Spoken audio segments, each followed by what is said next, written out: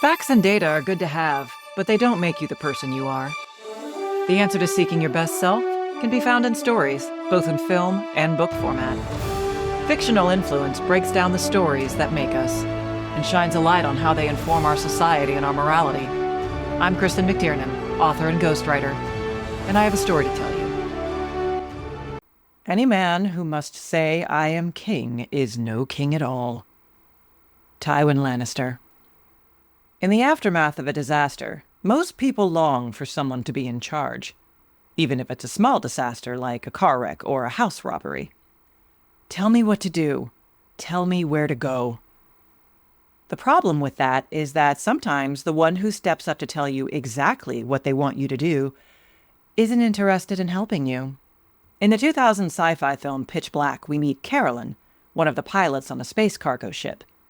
In this case, her cargo is human, and most of them died when her ship was struck by an asteroid and violently crashed on an unknown planet.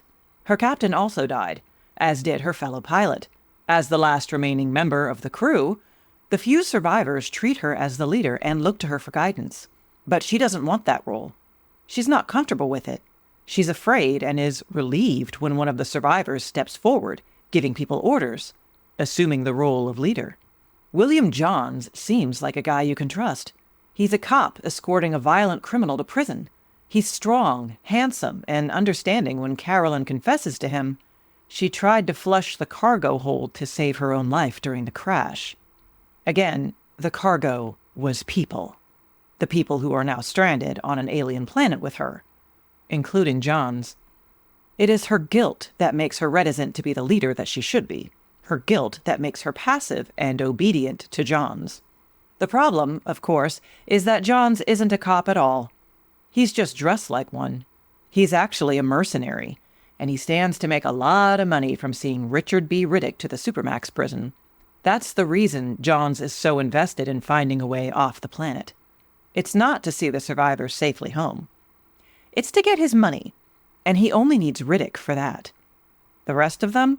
Excess baggage. You know you've made an error when the serial killer turns out to be more trustworthy than the, cop you've given sensitive information to.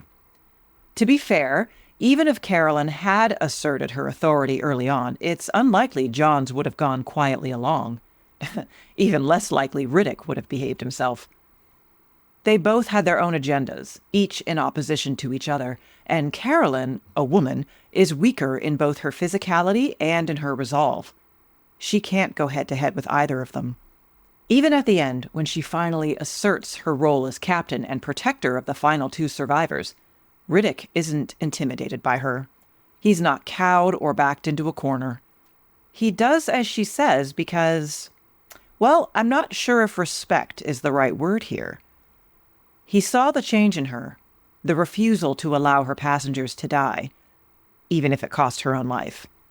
How interesting, were his exact words. The thing about leadership is that those who crave it and actively seek it out are often the worst possible candidates to lead. The guy who throws his status as a cop around whenever he has a minor disagreement with someone. The lady who insists you call her doctor instead of using her first name like a normal person. These are not people interested in responsibility, in the long days addressing the needs of those they have power over. They're interested in throwing their weight around and hoarding wealth and influence for themselves. And we all see these people for the tyrants they are. No one looks at these assholes and says, yes, their behavior is right and correct. I will obey them because it is in everyone's best interest to do so. No. People go along with these bullies because they're afraid, either of social ostracism or of being hurt or killed, depending on the stakes. For low stakes, it's always helpful to ask yourself what happens if you say no to this bully. Will there be life-altering consequences like getting fired? Or are you submitting to tyranny and bullying just because you want to be universally liked? Or maybe even because you're so scared of feeling uncomfortable with public confrontation? Can you live with that? If so, can you live with yourself when you inevitably obey a tyrant when the stakes get higher? The trope of the regular guy or gal who becomes a hero after a plane crash or in a hostage situation exists for a reason. It can and does, happen every day.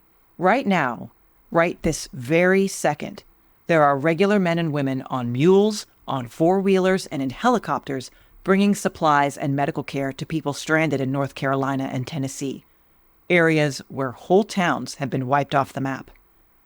They do this even though tyrants, false leaders with their smug recitation of policies and procedures, threaten these heroes with arrest, imprisonment, and even violence.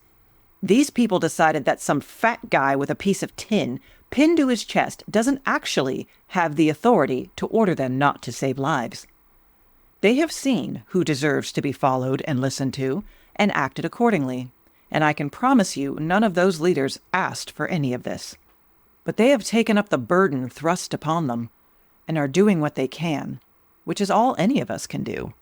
Let you be wary of those who decide they have the right to give you orders, and warier still when they think they can decide who lives or dies. If you want to help the people whose lives have been endangered by Hurricane Helene, please donate to Samaritan's Purse. I've included a link in the show notes.